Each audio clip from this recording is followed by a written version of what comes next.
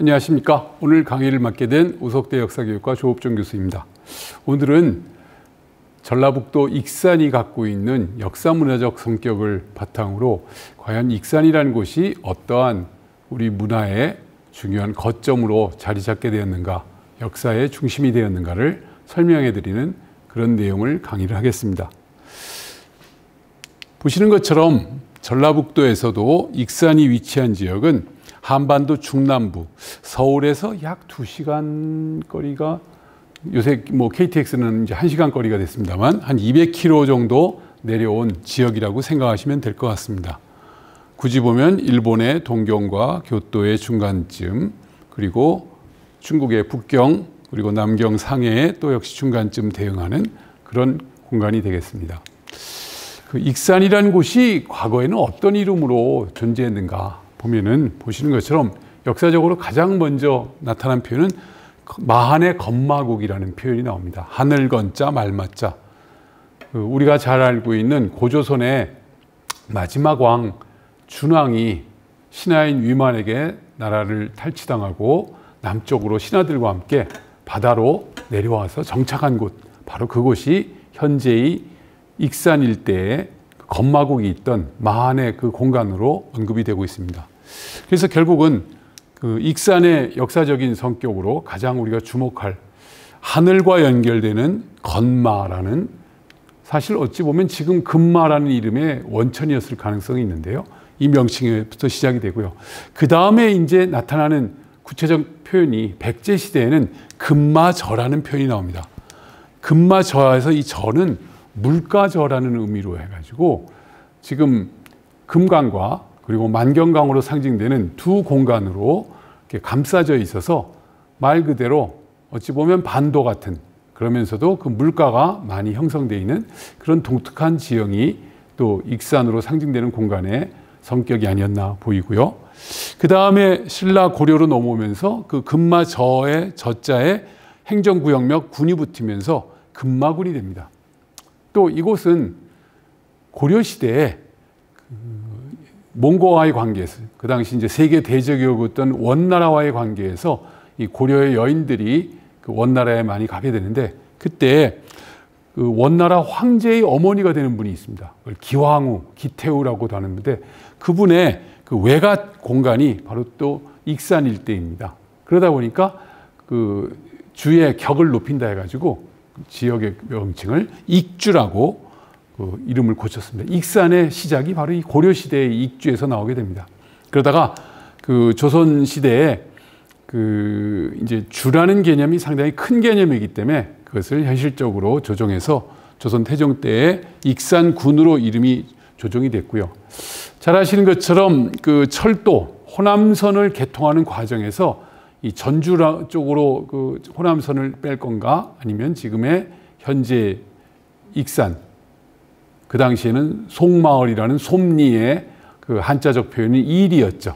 그쪽으로 결국은 그 호남선 철도 노선이 확정이 되면서 거기서 또 전라선이 갈라지는 그런 분기점이 됐고, 결국은 호남권의 중심 거점 교통도시로 자리 잡게 됐습니다. 그래서 이리읍이 1936년에 그 정착이 되고, 나중에 1995년에 익산군과 그 이리시가 그 시군 통폐합이 되면서 현재는 익산시로 자리 잡게 된 그런 상황이 되겠습니다. 그래서 말씀드렸던 그 익산과 일이라는 이 개념은 어찌 보면은 그 고대 역사의 중심 권역으로서는 익산이라는 개념이 형성이 되고요.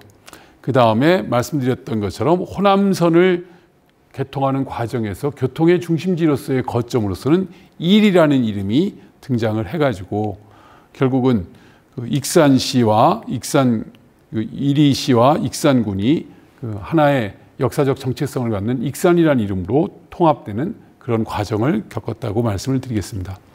자, 그래서 결국은 익산의 역사문화적 성격을 크게 두 가지로 매김을 한다면, 보시는 것처럼 선사시대와 고대에 연결되는 아주 중요한 우리 역사의 발원지 같은 중심의 거점으로서의 역할을 보여주는 그 역사 내용들이 상당히 많이 있고요. 그 다음에 근대 시기에는 일제강점기 때 도로교통의 중심, 철도역이 신설되면서 한국 근현대 교통의 중심이라는 그런 거점으로 자리 잡게 됐습니다. 오늘 제가 설명드릴 내용은 이 앞부분, 선사와 고대 시기에 과연 익산이 갖고 있는 어떤 역사적, 문화적 특성은 어떤 것인가, 그 내용을 중심으로 말씀드리겠습니다. 지금 보시는 것처럼 익산의 선사 고대의 역사를 한눈으로 개관을 해드리면요, 한국 선사 문화에서 특히 청동기 문화의 요람 지역으로서의 의미가 매우 부각되는 공간이 익산 지역입니다. 특히 이 역사적 고고학적 상황이 역사적으로 확인되는 것이 말씀드렸던 고조선의 마지막 왕이 정변이 일어나서 남쪽으로 피난을 올 때 신하들과 함께 도착한 곳이 놀랍게도 현재의 익산 지역으로 모든 역사 기록들이 언급을 하고 있습니다. 결국은 고조선 준왕의 남내지였고, 그리고 그 고조선 준왕이 한왕을 제칭하면서 으뜸의 한왕이라는 마한이라는 명칭이 유래가 되고, 거기에 중심 거점으로서 건마국이 자리 잡는 그런 내용이 나타나게 되었습니다. 결국은 이 명칭은 현재 우리가 쓰고 있는 대한민국이라는 나라 이름의 발상지의 어떤 근원으로서도 나타나고 있게 되는 아주 중요한 역사상을 보여주고요. 특히 이제 우리에게 가장 많은 공간으로서 남아있는 것은 잘 아시는 것처럼 백제의 가장 중요한 후기 중심지가 되겠습니다. 이것은 이따 말씀드리겠습니다만, 백제가 마지막에 현재 공식적인 수도는 충남 부여가 위치한 사비 지역으로 언급이 되고 있는데, 최근 또는 일련의 연구 과정에서 나타난 여러 정황으로 보면은 익산이 마지막 천도한 곳이 아니겠는가라는 견해가 강력히 제기가 되고 있고요. 또 일부에서는 천도를 목적으로 하긴 했지만 완벽한 천도가 이루어지기 전에 백제가 망해지는 바람에 천도 준비 지역이라는 관점으로 익산을 봐야 되지 않을까, 이런 견해도 있습니다. 어쨌든 익산에 백제가 마지막으로 수도를 옮겼건 또는 옮기는 과정이었건 가장 중요한 거점이었다는 사실은 뭐 누구도 의심할 수 없는 명확한 사실이 되겠고요. 그걸 입증하는 중요한 유적지가 보시는 것처럼 백제 왕이 살아야 될 왕궁과 국가사찰인 미륵사와 왕의 무덤인 쌍릉과 기타 국가의 중요한 어떤 정신적 지주로서의 사찰이나 군사적 거점으로서의 미륵산성 등등이 남아 있습니다.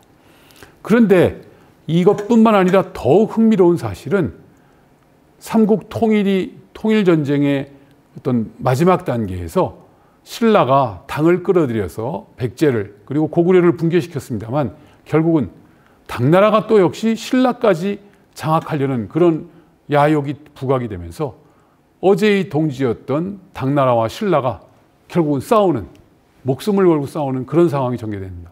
근데 그때 신라가 도저히 그 막강한 당을 대적할 힘이 없다 보니까 어찌 보면 내부 분열로 붕괴된 고구려의 지방에 있는 여러 부흥군 세력들과 결합이 돼서 신라와 고구려 부흥군이 함께 당을 맞서는 상황이 전개됩니다.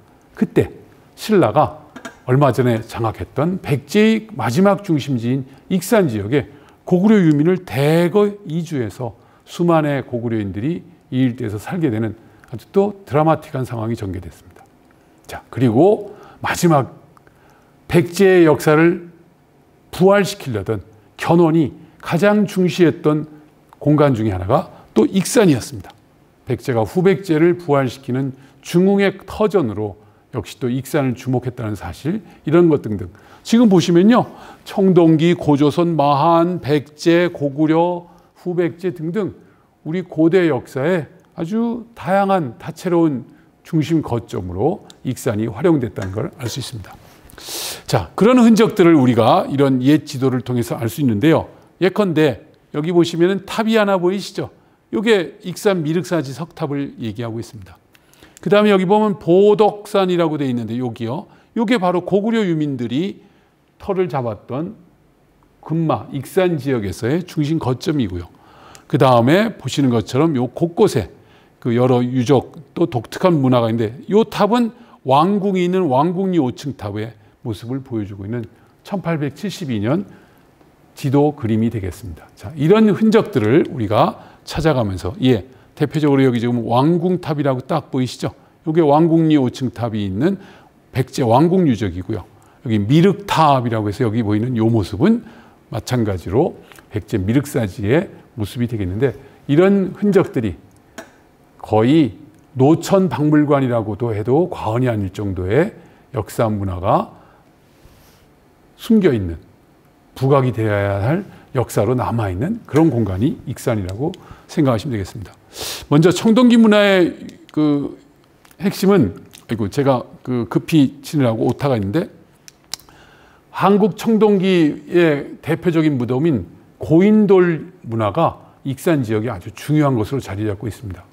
그런데 그 고인돌 문화의 역사를 지금으로부터 약 830여 년 전에 고려시대 문인이었던 이규보 선생님이라는 분이 이 익산 지역을 다니면서 기록을 남겨놨습니다.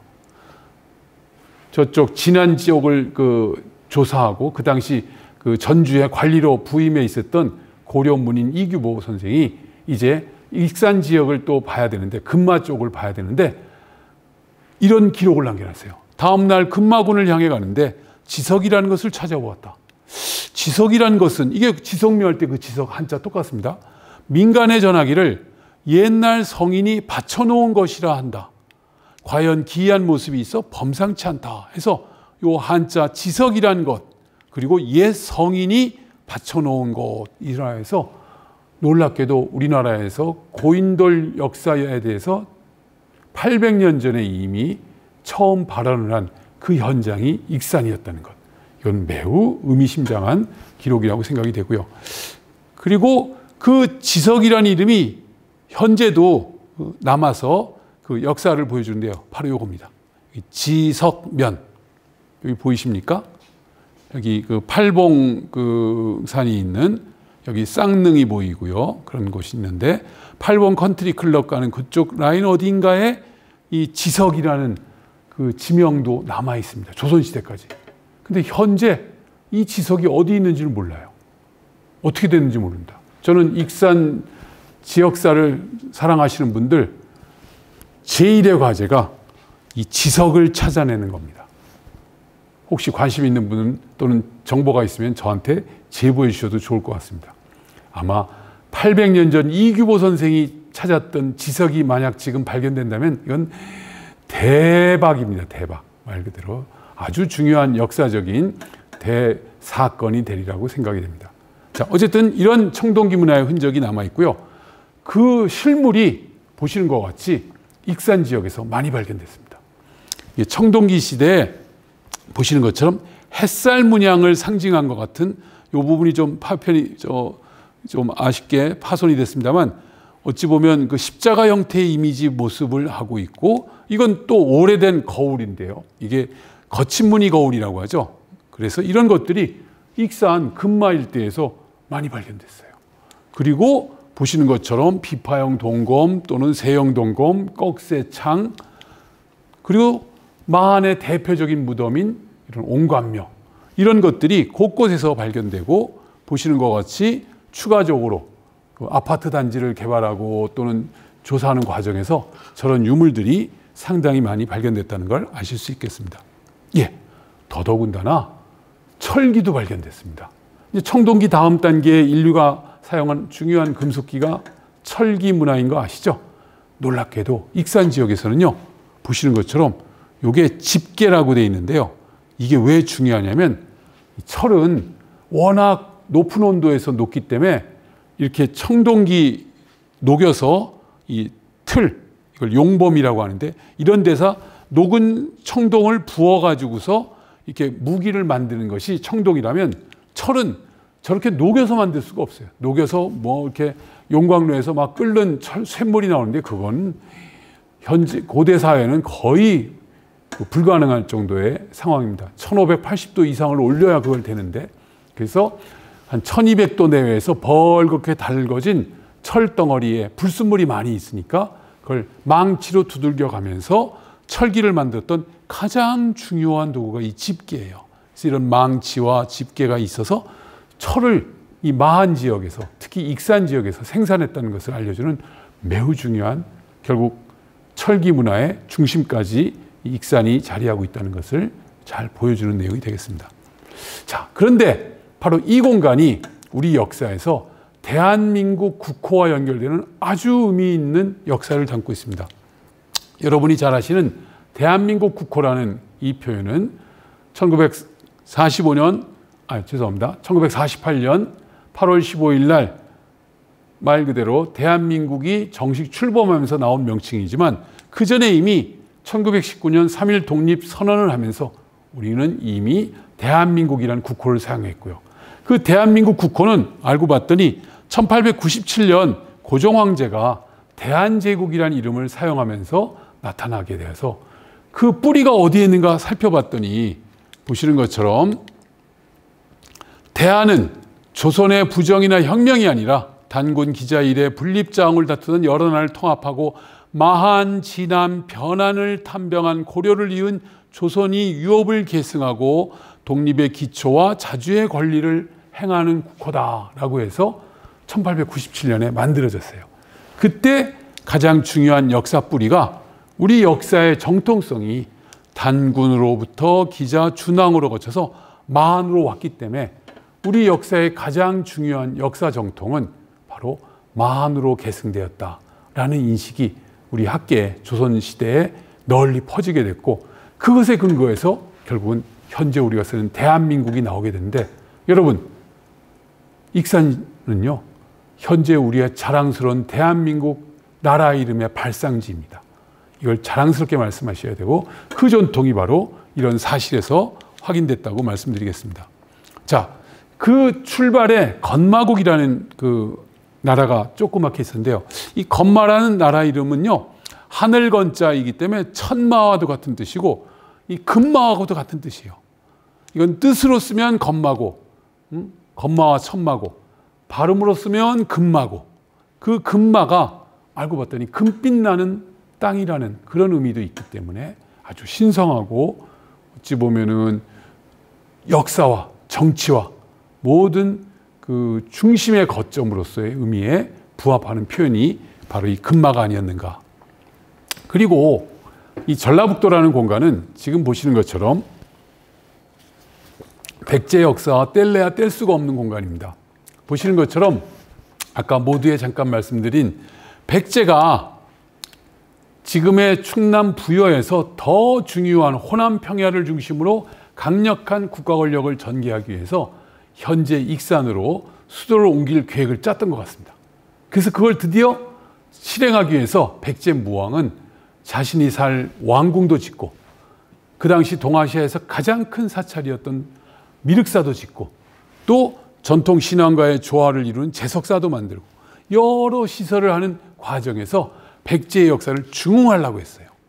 그러나 안타깝게도 이 천도가 그 아들 의자왕 때는 적극적으로 좀 진행이 안 됐다가 안타깝게도 나당 연합군에게 백제가 망하면서 더 이상 수도의 그 역할을 할 수 있는 기회는 사라져 버렸습니다.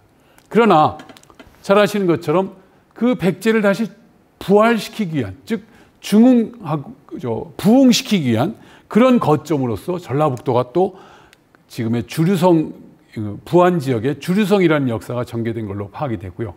그리고 아까도 말씀드린 것처럼 서기 900년에 견훤이 백제의 역사를 다시 이제 부활시킨다라고 해서 결국은 전라북도에서는 백제를 중흥하고 부흥하고 부활시키는 그런 역사의 공간이 전개되는데 그 가장 첫 출발에 익산, 지금 전라북도의 거점으로서 자리하고 있었던 겁니다. 자, 그래서 보시는 것처럼 서울, 공주, 부여, 익산으로의 어떤 거점을 찾아봤을 때 이 드넓은 호남 평야를 배경으로 하고 거기서 거점의 역사를 만든 게 바로 익산이었다는 걸 우리가 알 수 있다고 생각이 됩니다. 자, 그런데 이 백제의 도읍은 서울을 거쳐서 공주를 거쳐서 부여를 거쳐서 오게 됐지만 말씀드린 것처럼 저 지역에 있는 여러 역사 유적이나 내용들을 봤을 때 익산 지역이 내용적으로나 규모 면에서 이건 거의 압도적인 그런 모습을 갖고 있다는 걸 여러분이 아실 수 있을 겁니다. 그래서 익산 지역의 유적은 아까 말씀드린 것처럼 당시 동아시아 최대의 사찰인 미륵사가 있었고요. 그 다음에 왕궁이 있었고요. 그 다음에 우리의 전통신을 불교적으로 수용했다고 파악되는 제석사라는 절도 있고요. 그리고 그 거점을 보호하기 위한 미륵산성도 있고 익산토성도 있고 도토성도 있고 아주 중요한 군사 거점도 있고요. 특히나 백제에서 가장 큰 현존하는 불상인 석불사의 석불도 남아있고요. 그리고 무왕의 능으로 최근 확인된 쌍능도 있고요. 이건 왕의 무덤, 왕의 궁궐, 살아서의 궁궐, 죽어서의 어떤 안식처인 능, 그리고 종교적인 거점들, 군사적 방어 거점들, 이건 뭐 수도가 달리 없는 거죠. 이 익산을 제외하고 말할 수 없을 정도로 아주 중요한 공간이라는 걸 보여주고 있습니다. 자, 말씀드린 왕궁 유적은 이게 1872년 조선 지도에 나와 있는 익산 지도에 나와 있는 모습인데 바로 이 탑, 이 탑이 있는 요 일대가 왕궁 유적이 되겠습니다. 예, 아까 보셨던 왕궁탑이 있죠. 예, 이런 모습입니다. 이게 1989년부터 발굴을 시작해서 30여 년 이상이 지났습니다만 초기에는 여기가 왜 이름은 왕궁인데 그 불교 사찰을 의미하는 탑이 있고 그리고 이 왕궁이 과연 누구의 왕궁이었을까? 이것도 상당히 궁금했습니다. 심지어 5개설이 있었어요. 아까 말씀드린 고조선 준왕의 왕궁설, 마한 건마국의 왕궁설, 백제 왕궁설, 아니 고구려 유민의 보덕국의 왕궁설, 아니 후백제 견훤의 왕궁설, 놀랍게도 5개나 있었는데 좋다. 그럼 발굴해서 확인해보자 해서 89년에 발굴을 쫙 진행합니다. 그랬더니 놀랍게도 핵심 건물이 거의 다 대부분 백제 것, 백제 유물들이 마구 쏟아져 나왔어요. 그래서 지금 보시는 것 같이 여기서 245m, 495m. 그래서 딱 1대2의 직사각형으로 이게 과거 국도 일본인데 그 바로 옆을 이 성벽이 지나가요. 그래가지고 이 왕궁에서는 아주 다채로운 백제의 어떤 역사상이 만들어졌습니다. 자, 근데 이제 딜레마는 왕궁인데 왜 이런 탑이 있을까가 문제였던 거예요. 그래서 이건 분명히 절이 돼야 되는데 그래서 왜 그런가 하고 다시 다 조사를 해봤더니 처음에는 왕궁을 만들었던 게 맞아요. 그랬는데 어느 시점에선가 이게 절로 바뀌었더라고요. 그래서 아하, 이것은 어떻게 보면은 그 용도가 바뀐 공간이겠구나. 처음에는 왕궁이었는데. 그래서 이제 아까 말씀드린 추측이 가능한 거예요. 그 아버지인 의자왕의 아버지인 무왕 때는 수도를 옮기려고 왕궁도 짓고 수많은 건물들을 짓고 있었는데 아버지가 이제 늙어서 돌아가시고 나니까 아들 의자왕 때는 생각이 좀 달랐던 것 같아요. 또는 약간 우리가 여기서부터는 상상을 동원하면 여러분 수도를 옮긴다는 게 쉬운 게 아니거든요. 가장 최근에는 우리 대한민국에서도 서울에서 행정수도 지금 세종시 쪽으로 수도 하나 옮기자고 했다가 결국은 그거 못 옮기지 않았습니까? 그래서 부분적으로 행정기관 몇 개만 옮기는 수준으로 이 수도 옮기는 것이 실패한 것과 마찬가지로 지금으로부터 1400년 전에 그걸 단행하는 게 쉽지가 않습니다. 그러다 보니까 아마 저항이 꽤 있었던 것 같아요. 그러다 보니까 의자왕은 그냥 포기하고 다시 부여로 가지 않았나 싶은데 어찌됐건 그러면 왕궁이 그냥 비우게 되니까 이 왕궁을 그러지 말고 다른 걸 쓰자. 뭘로 하면 좋을까? 우리가 추측건데 아버지 무왕을 추념하는 하나의 사후 원찰 개념으로 평소에 살았던 왕궁을 바꾼 게 아닐까. 이건 북한에서도 김일성이 통치했던 주석궁이 죽고 나니까 무덤이 돼버렸잖아요. 그거하고 비슷한 상황이라고도 우리가 유추할 수 있습니다. 어쨌든 그러다 보니까 여기에는요 왕궁 유적이 있고 사찰 유적이 겹쳐져 있습니다. 그래서 여기를 하나하나 정리하다 보니까 이렇게 건물들이 의미를 알 수 없는 좀 복잡다기한 공간 구도들이 막 나와 버렸어요. 그리고 왕궁이 되려면 여러 가지 생활 공간이 있어야 되는데 놀랍게도 그런 공간들이 하나둘 찾아졌어요. 그 중에 대표적인 게 많이 들어보셨겠지만 바로 화장실. 우리나라에서 가장 오래되고 어찌 보면 우리나라에서 최초로 발견된 공식 화장실이 바로 왕궁 유적에서 발견이 됐고요. 그 다음에 여기에 정전 공간도 확인이 됐고 그 다음에 성벽의 흔적도 확인됐고 이건 화장실에서 썼던 그 뒤처리용 막대기도 발견되고 아주 다채롭고 특히 여기는 정원도 발견됐어요. 그래가지고 그 왕궁 평지 공간의 끄트머리에 가면은 이렇게 인공적으로 돌을 쌓고 그 강돌이나 계곡돌 같은 특이한 모습의 돌들을 갖다가 인위적으로 물길을 만들어 가지고 인공 정원을 만드는데, 이게 나중에 알고 봤더니 백제 왕궁에, 아니죠, 죄송합니다, 일본 왕궁에 있었던 정원 유적하고 똑같은 거예요. 그래서 일본 학자들이 깜짝 놀랐어요. 야, 일본의 독특한 그 좀 축소형의 미니마이즈화된 그런 그 정원 문화가 일본만의 독특한 문화라고 자랑했는데, 알고 봤더니 왕궁 유적에 그대로 있더라. 그래서 결국은 백제의 영향을 받은 게 확실하고, 특히나 그 중에서도 익산 영향을 가장 많이 받았다라는 그런 증거가 되는 게 바로 이 지금 우리가 복원도를 이렇게 그려봤는데 이런 모습이 되겠습니다. 자, 방금 보시는 이것이 일본 그것도 좀 나라에 있는 헤이조쿄 평성경에 있는 평성궁인데요. 바로 거기에 있는 정원 모습입니다. 규모는 조금 더 커요. 그러나 기본 구도나 구성 방식은 방금 보셨던 왕궁 유적에서 발견된 정원 유적하고 매우 유사합니다. 그래서 왕궁 유적을 우리가 상상으로 구성을 해봤더니, 입구에 들어가면 이쪽으로, 지금 여기서 잘 안 보이지만 부엌이 발견됐고요.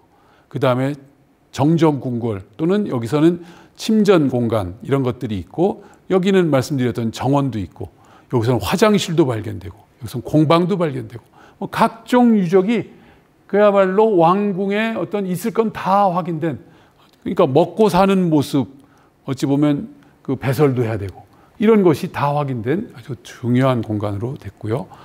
방금 말씀드렸던 2015년에 부엌이 발견되고, 부엌의 결정적 증거물인 솥단지가 2개나, 독이나 그릇단지도 막 발견되고요. 물이 흘러가는 세수, 뭐랄까요, 아니죠, 개수하면은 개수 때 물이 버려져야 되니까 그런 것도 있고, 그리고 아까 말씀드린 화장실도 나오고 그런 모습이었습니다.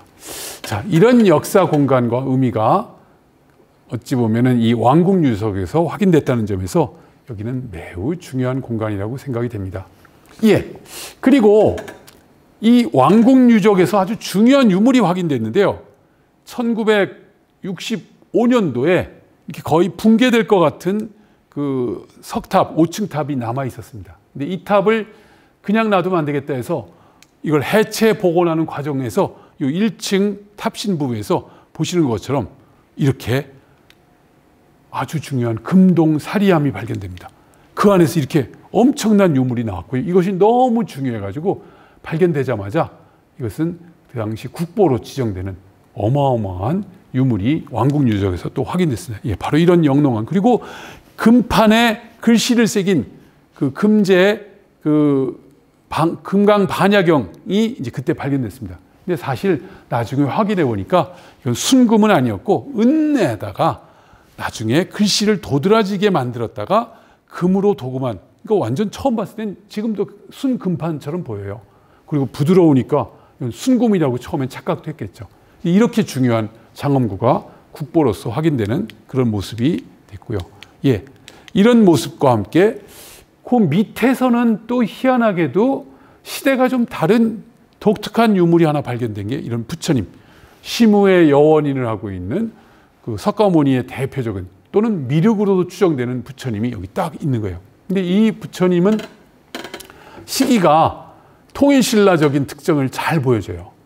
통일신라 말. 그래서 저 탑은 통일신라 시대 만든 탑인가 보다 했는데, 최근에 아주 새롭게 정리가 된 학설이 좀 전에 보셨던 이런 유물들, 이것은 백제 때 유물이었고요. 그 다음에 요 밑에 유물은 통일신라 유물. 그래서 시대가 다른 유물이 섞여 있는 것으로 파악이 되었습니다. 자, 그럼 이게 왜 이렇게 됐는가? 딜레마가 생겼어요. 자, 이 유물의 비밀이 밝혀진 기록이 하나 있는데요. 예, 제가 조금 사료를 찾기 위해서 올라가겠습니다. 자, 이어가겠습니다. 자, 이 석탑의 비밀을 풀어주는 아주 중요한 기록 하나가 1970년대에 발견됩니다. 바로 관세음 응엄경이라는 기록인데요. 관세음 응엄경은 뭐냐면 불교에서 얘기하는 관세음 보살 아시죠? 관세음 보살이 기적을 일으켰어요. 그래서 그 기적을 일으킨 아주 영험한 그 상황에 응해서 나타났던 여러 모습들을 모아놓은 책, 그게 관세음의 영험한 그 능력에 인간들이 부응해서 기적을 경험했던 경.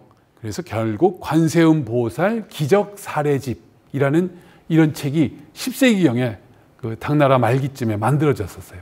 근데 그 기록 중에 놀랍게도 백제 관련 기록이 2기록이 있었는데 그 중에 하나가 바로 이 부분이에요. 어떤 내용이냐? 백제 무광왕 천도 지모밀지 신영정사. 백제 무광왕이 지모밀지에 도읍을 옮겨, 여기 바로 천도라는 글자가 여기서 나와요. 옮길 천자, 나라 도읍 도자. 그래서 도읍을 옮겨 새로이 건물들을 만들었는데 정관 13년, 당태종이 다스렸던 13년 639년 11월 달에 갑자기 천둥벼락이 쳐가지고서 제석정사라는 사찰이 벼락 맞아서 불이 나버렸대요.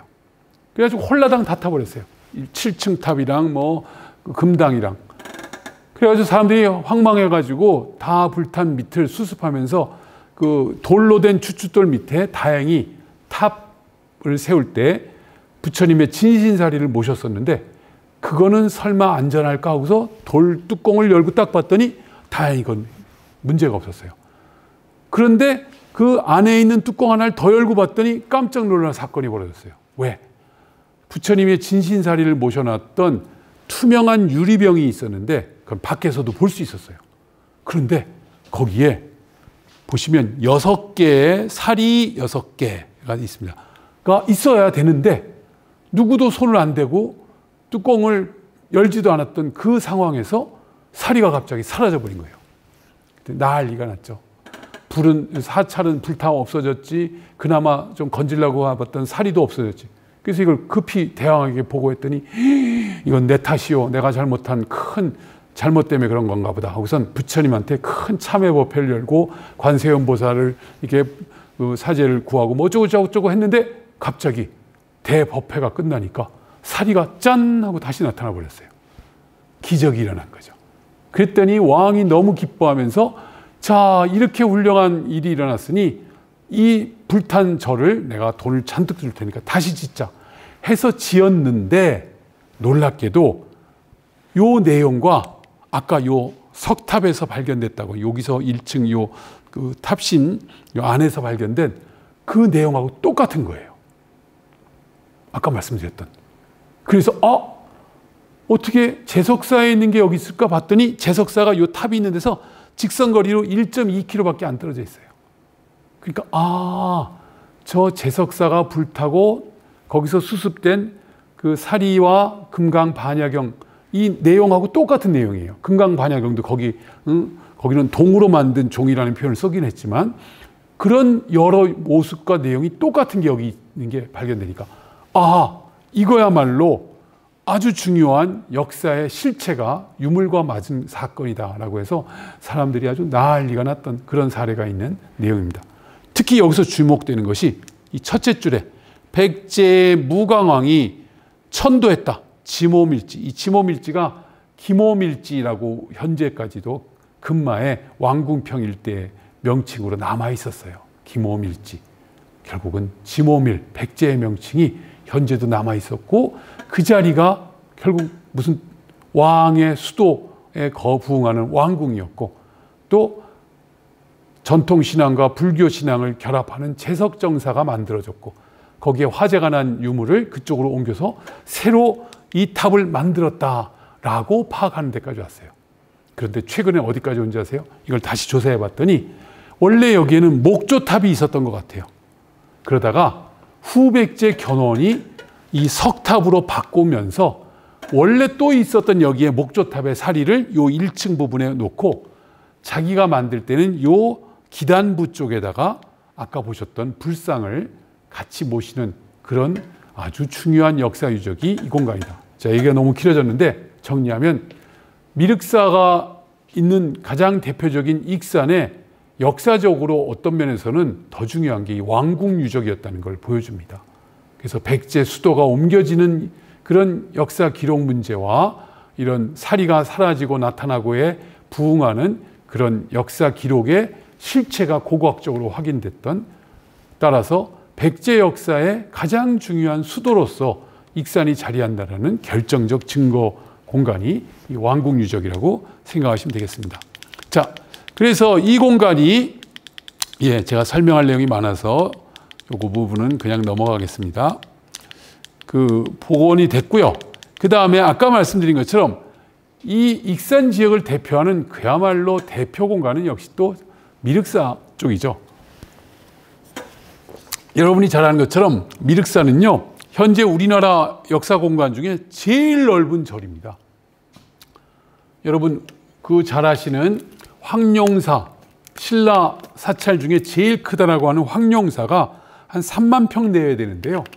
여기는 그것의 거의 2배가 넘는 7만 한 5천 평 내외 되는 어마어마한 공간이 여기 백제 땅에 구현이 되어 있습니다.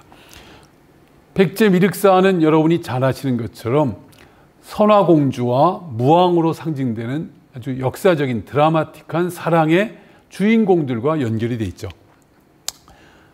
우리 역사 기록 가운데 왕들은 좀 신이하게 탄생하는 경우도 많이 있는데 삼국유사에 보면요, 무왕은 용의 아들로 나오고 있습니다. 용의 아들. 이게 범상치 않습니다.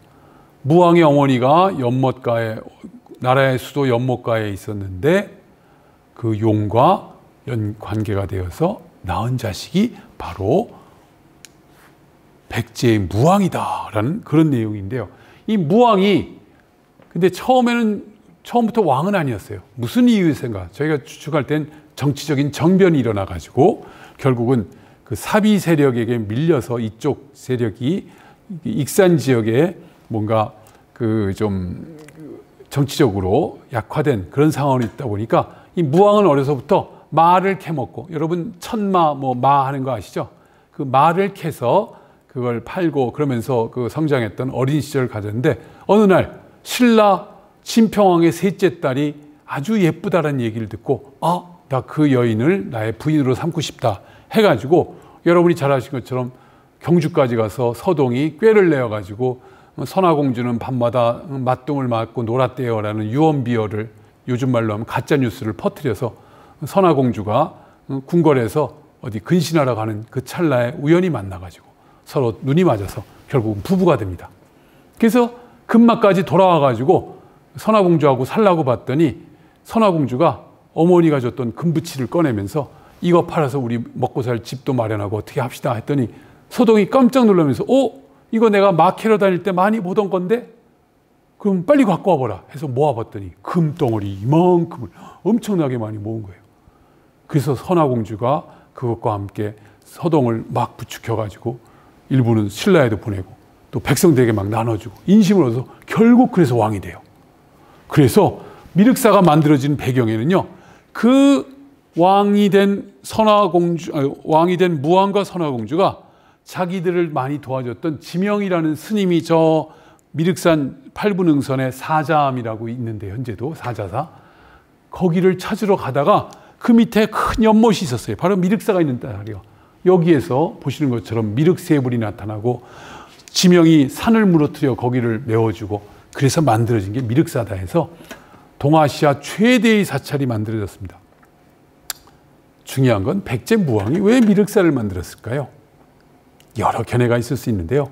결론을 말씀드리면 미륵이라는 존재는 불교 세계에서는 미래 세계를 구원해 줄 구세주 같은 존재입니다. 석가모니가 인멸한 이후 1억 7천만 년 뒤에 세상에 내려와서 마지막 어려움에 빠져있는 중생을 구제한다는 건데 바로 무왕이 그 미륵을 맞이하고 그 미륵을 위한 절을 만들었다는 것은 말 그대로 새로운 세계, 어찌 보면 천국 같은 세계를 이 금마 땅에서 이루겠다라는 하나의 국가적인 소명의식, 왕의 목표의식을 이런 공간을 만들면서 한 것이 아닌가 싶습니다.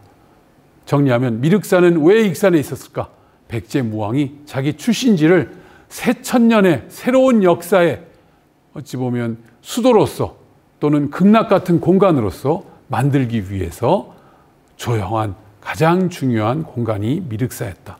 이건 어떻게 보면은 큰 대규모 토목공사일 수도 있지만 국가적으로는 새로운 비전과 목표를 만들어준다는 그런 큰 의미가 있었던 것이 아닌가 싶고요. 그래서 미륵 세 분을 기억하기 위해서 세 탑을 만들고 금당도 세 개를 만들고 이런 모습이 아마 원래 모습이었을 텐데, 보시는 것처럼 요 맨 서쪽에 있는 석탑 형태만 일부 남아있고 나머지 동쪽은 완전히 훼손된 걸 90년대 초반에 이렇게 추정 복원을 했고요.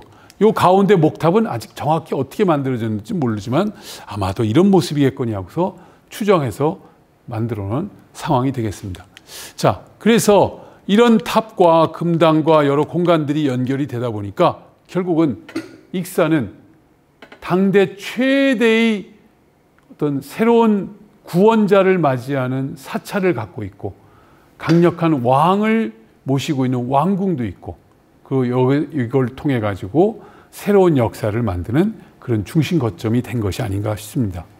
예, 요 미륵사 석탑에서 잘 아시는 2009년에 사리장엄이 나온 거 여러분 아시죠? 예, 이게 바로 아까도 말씀드렸죠. 탑은 부처님의 진신사리를 모신, 진신이라는 것은 진짜 몸에서, 살이라는 것은 나온 뼈 같은 유해라는 뜻이에요. 인도에서는 사람이 죽으면 다 화장을 해요. 거기가 날씨가 덥기 때문에 위생 때문에 빨리 화장을 해요. 화장하고 나면 뼈가 남겠죠. 그래서 그 뼈를 살이라고 해요. 그래서 뼈만 모아가지고 납골당에 모신 게 바로 탑이에요.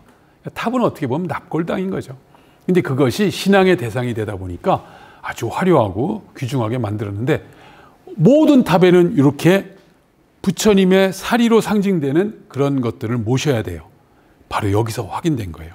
봤더니 이런 모습이요. 놀랍게도 지금으로부터 1400여 년 전에 타임 캡슐이 열린 거예요. 그래서 여기서 엄청나게 중요한 기록이 나왔어요. 그리고 사리를 모신 사리함도 나오고, 여기 보면 백제왕이라는 표현이 여기 막 나오죠. 1400년 전 백제인이 직접 쓴 친필 백제인 기록이 나온 거죠. 그래서 이 사리함을 꺼내고 그 당시 글씨를 이렇게 새겨 넣었어요. 이 금동판에 그 글씨와 그 다음에 여러 내용들이 있는데, 이때 문화재청 관련자 익산 시민분들은 여기서 제발 선화공주라는 이름 하나만 나와라. 그럼 우리가 약간은 전해지는 이야기처럼 서동과 선화의 이야기를 들었는데, 이건 영락없는 역사 사실로 확정을 지었으면 좋았겠는데, 안타깝게도 여기 내용을 쭉 보니까 선화 이름이 나올 자리가 바로 여기입니다. 백제왕후 좌평 사택적덕녀라고 해가지고 백제왕후 신라공주 선화 이렇게 나오면 대박이었을 텐데, 그게 아니라 좌평이라는 것은 지금 우리나라로 가면 장관, 정승이라는 뜻이에요. 정승인 사택적덕, 사택시예요. 사택은 모래 위에 집을 지은 사람이라는 뜻인데, 부여 쪽이 그쪽이거든요. 사택시들이 많았어요. 사택시의 적덕, 덕을 많이 쌓은 사람의 딸이라고 돼가지고, 이건 선화가 아니라 그냥 부여 지역의 백제의 전형적인 귀족 세력의 딸이라는 이름으로 나오니까 사람들이 실망을 많이 해버려서 여기서 논란이 생긴 게, 과연 서동과 선화의 이야기가 사실이었나 사실이 아니었냐, 거기부터 시작해서 그 사택적덕녀 말고 선화공주는 탑 만드는 데는 도움을 안 줬나, 여러 논란이 나오는데, 현재 유력한 하나의 추측은 탑이 3개가 있잖아요. 그리고 서탑이 구조상으로 가장 맨 마지막에 639년에 맨 마지막에 만든 거예요. 그러니까 그 전에 이미 저 동탑이나 가운데 목탑은 선화공주가 만들고, 혹시 선화공주가 일찍 돌아가실 수도 있고, 그래서 두 번째 부인이 된 사택적덕녀인 이 왕후가 마지막 위협을 완성한 게 아니냐. 제가 지금 말씀드린 건 사실이 아니라 소설이니까 너무 깊게 새기지 마시고요. 그런 추측들, 이런 추측 저런 추측이 나와서 오리무중에 빠져 있는 것, 선화공주의 실존 논란이 있다는 것도 기억을 해주시면 좋겠습니다. 어쨌든 그 안에서 나온 사리장엄이 이런 모습이에요. 그 안에 또 조그만 사리공이 있고, 결국은 이렇게 깨졌지만 아까 보셨던 왕궁리 5층 탑에 초록색의 유리병 같은 여기 보세요. 병막에 보이시죠? 막에 있고 유리병이 이렇게 있고 살이 하나가 여기 딱 들어가 있었을 그런 모습이 바로 왕궁 요층탑의 모습이고요. 여기서 또 각종 유물들이 나오고요. 그 다음에 이 백제 그 중흥의 역사를 또 증명하는 중요한 유적지가 여러분 미륵사에서 저 함열 방향으로 5분 정도 더 가면 석불사거리라는 곳이 나오는데 거기에 석불사라는 이런 절에 이런 부처님이 딱 한 분 모셔져 있어요. 근데 안타깝게도 이 부처님은 머리는 가짜 머리예요. 이건 머리가 잘라져서 오랫동안 방치되어 있다가 어느 시절인가 이 마을 분들이 그렇게 오래 안 된 것 같아요. 마을 분들이 이걸 해놨어요. 왜 오래된 게 아니라는 건 여기가 시멘트예요. 시멘트라는 건 시멘트가 우리 역사에서 쓰인 게 1920, 30년대부터 쓰이거든요. 1910년대이기도 합니다만. 그러니까 길어야 100년 전에 아무리 빨라야 그 마을 사람들이 목 없는 부처님이 불쌍하다고 해가지고 그냥 그 마을 수준 버전으로 만든 부처님인데 이 얼굴이 진짜 남아 있었으면 아마 백제 최고 미남 부처님이었을 부처님이에요. 근데 이게 왜 더 중요하냐면 크기가 엄청 커요. 요 대자부터 시작해서 대자 하나돌, 부처님 전체 몸 하나돌, 이 뒤에 이 광배라고 해서 부처님의 몸에서 나오는 빛을 상징하는 이런 그 광배가 있는데 이것 3개 돌 가지고 만들었어요. 높이가 3m가 넘어요. 엄청 커요. 현존하고 있는 백제 불상 중에 최대 불상입니다. 그러니까 익산에는요, 이 동아시아 최대 불상, 최고 높은 석탑, 가장 오래된 석탑, 가장 큰 백제 불상. 그러니까 이런 표현하면 좀 어떻게 느낄지 모르겠지만 제가 영남권에서 오신 분들을 모시고 답사를 다니다가 여기 미륵사 지역을 이렇게 소개하니까요. 영남 지역에 연배 있으신 할아버지가 한 분이 그러세요. 와, 전라도 사람들 부자라더니 진짜 부자네. 어마어마하게 때려지었네. 진짜 규모가 너무 크잖아요. 다 커요. 최고로 커요. 최대, 최고, 최초 이런 것들이 바로 이 미륵사에 쭉 연결이 됐고 이 석불사도 최대 불상이라는 것. 그래서 원래는 이런 모습으로 방치가 돼 있었다가 그래서 머리가 없는 모습이 맞습니다. 이건 말씀드린 것처럼 1900년대 한 초반 한 20, 30년대 만들어진 게 아닌가. 언제 정확히 만들어진지 아직 잘 모르더라고요. 그렇게 됐고요. 다만 이 부처님의 머리가 없어진 것과 관련해서는 전해지는 이야기가 있어요. 들으신 분들이 있으시겠지만요. 1597년 임진왜란 2차 전쟁인 정유재란, 1597년 정유년이죠. 그때 일본 군들이 주 전쟁 목표를 호남 장악전으로 합니다. 그전엔 조선 팔도를 다 먹으려다가 그게 불가능하다는 걸 깨닫고 도요토미 히데요시가 가장 중요한 데가 전라도다. 거기부터 장악하고 경상도까지 해서 충청도 조금 해서 그 하삼도는 우리가 먹는 전략으로 바꿔요. 그래서 남원 전투를 아주 악랄하게, 아주 잔혹하게, 아주 치사하게 공격을 해가지고 거기에 있는 사람들 다 죽여버려요. 10,000명이 죽었다 해서 만인의총이죠. 그리고는 그 흉악한 소문이 전해져서 전주 사람들이 다 도망가요. 그래서 전주는 무혈입성이에요.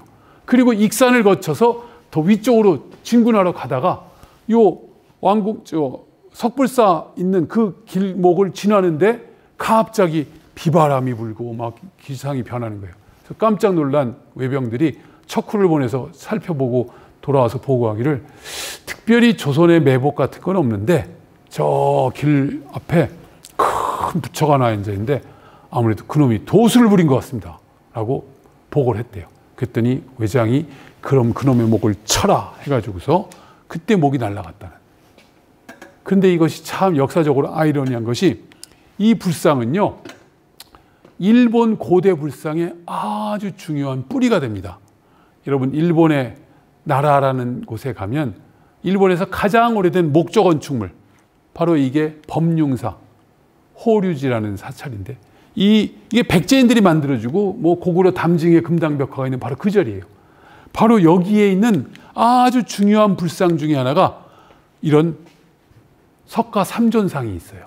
그리고 또 중요한 상이 백제 관음상이라는 게 이런 게 호류지 법융사에 있는데 여러분 잘 보세요.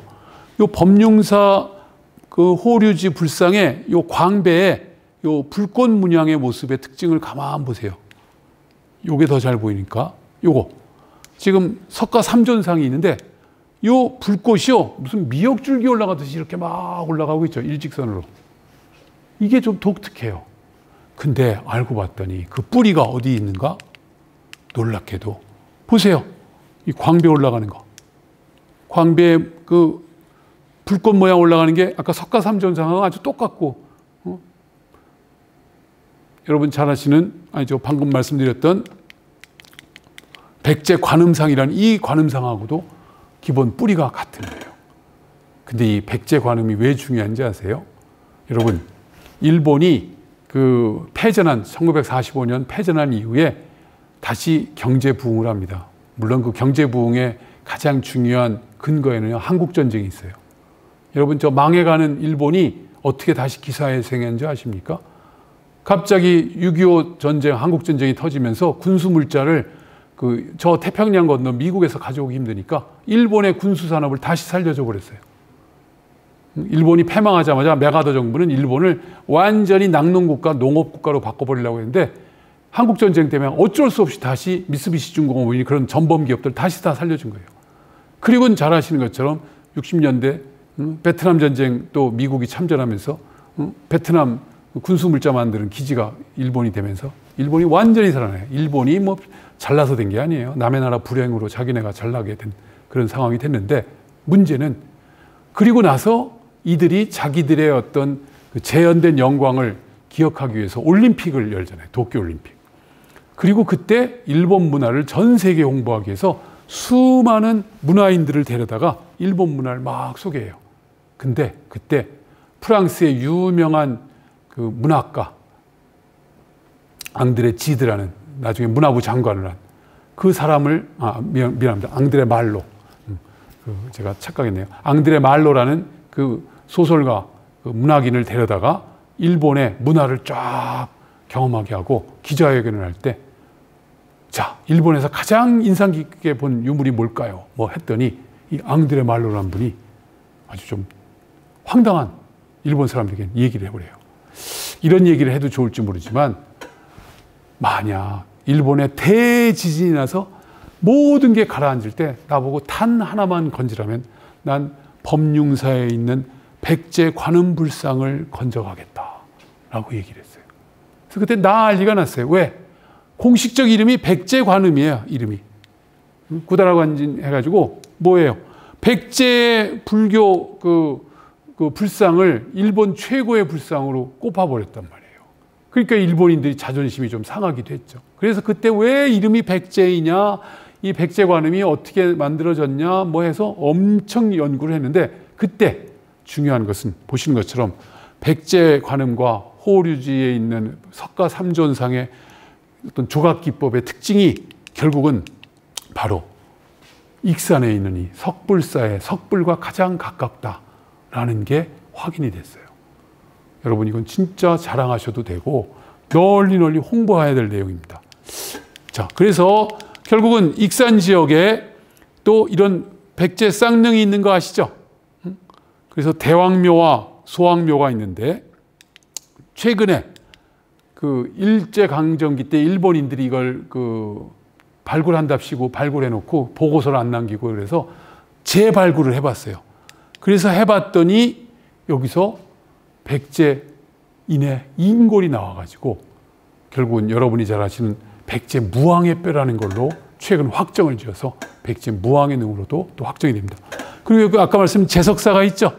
이 제석사를 또 발굴해봤더니 아주 중요한 전통신앙과 결합된 백제의 유적이라는 걸 확인할 수 있었습니다.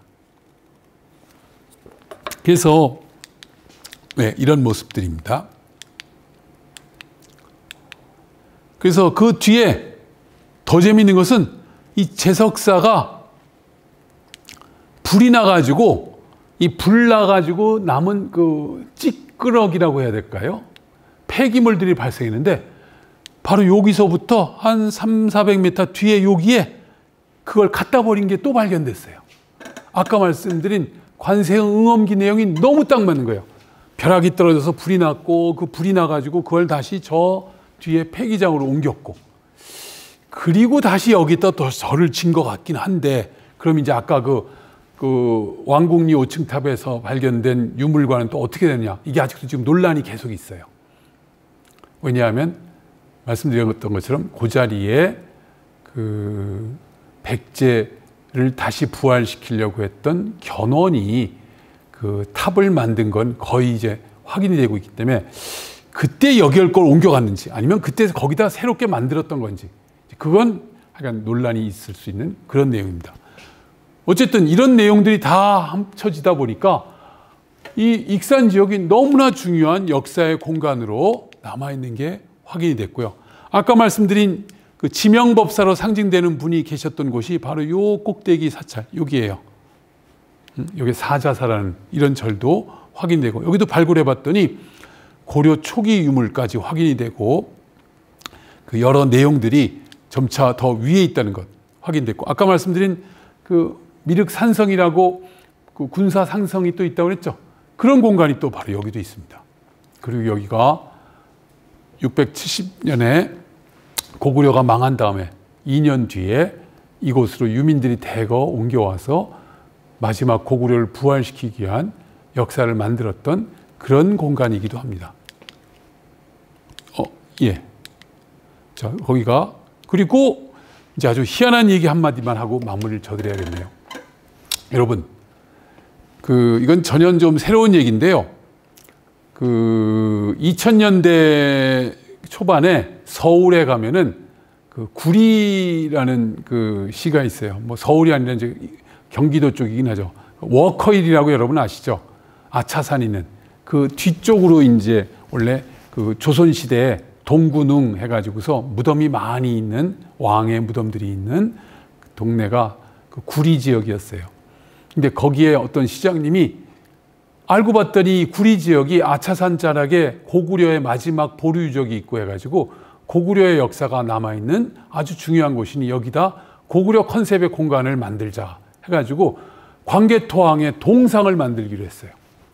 근데 동상을 만들려고 보니까 문제가 생겼어요. 광개토항의 얼굴이 아무리 그 상상을 한다 하더라도 그래도 고구려 사람의 특징을 반영한 얼굴이 돼야 되겠잖아요. 그래가지고 그때 고구려 학회에 고구려인의 대표 얼굴을 한번 연구하는 작업을 해봐라 라고 의뢰를 했어요.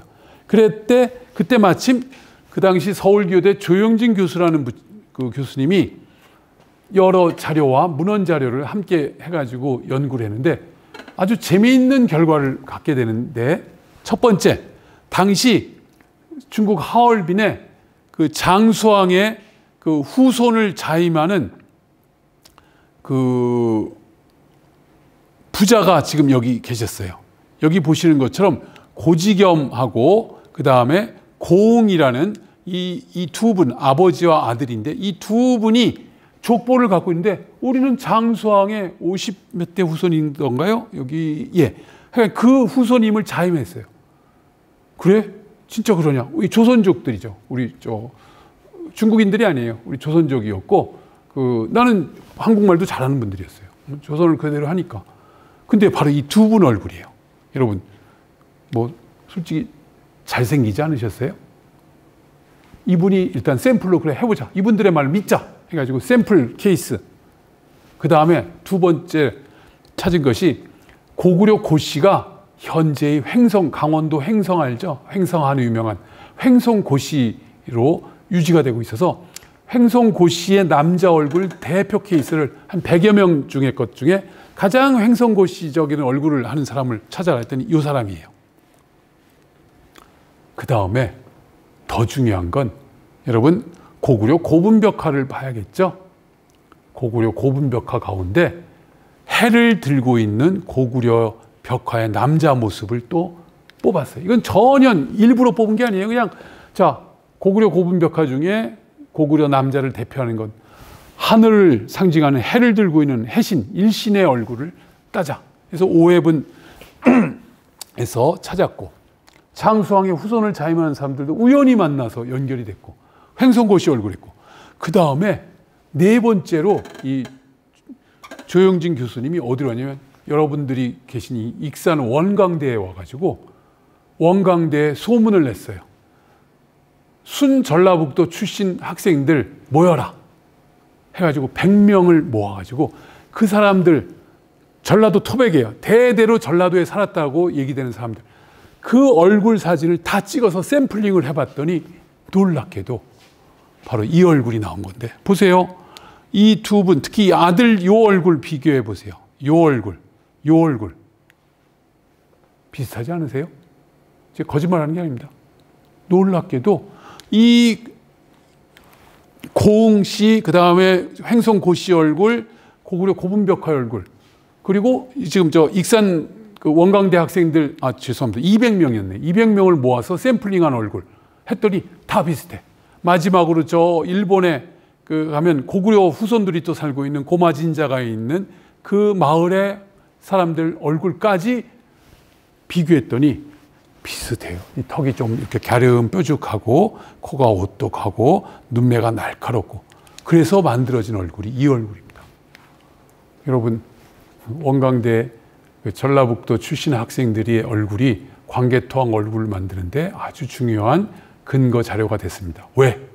아까 고구려 유민들이 대거 이 익산 지역에 와 있었다고 그랬죠? 그 피가 어디 가겠습니까? 여기서 그 피가 고구려의 어떤 이미지와 어떤 흔적이 이 땅에 남아있는 거죠. 그러니까 익산은요, 고조선의 역사도 있죠, 마한의 역사도 있죠, 백제의 역사도 있죠, 고구려의 역사도 있죠. 이건 한국 고대사의 요람도 이런 요람이 없어요. 자, 지금 시간이 거의 다 된 것 같아서 제가 조금 정리를 해야겠네요. 오늘은 익산 역사 가운데 고대 역사의 흐름을 중심으로 찾아봤는데, 청동기 문화도 있고 고조선의 역사, 그래서 그것 때문에 마한이라는 나라와 연결이 되고 그 마한이 현재 대한민국이라는 국호의 뿌리가 됐다는 얘기, 그리고 말씀드렸던 것처럼 백제 무왕이 수도를 옮기려고 했던, 수도를 거의 다 옮겼다고 해도 과언이 아니에요. 그리고 어마어마한 유적을 남겨놨고 그 유적이 세계유산으로 2015년에 등재가 됐고요. 그 내용과 흔적을 봤더니 일본에 전해진 고대 백제 문화의 진짜 뿌리가 익산 지역일 가능성이 가장 높다는 게 확인이 되고 있고요.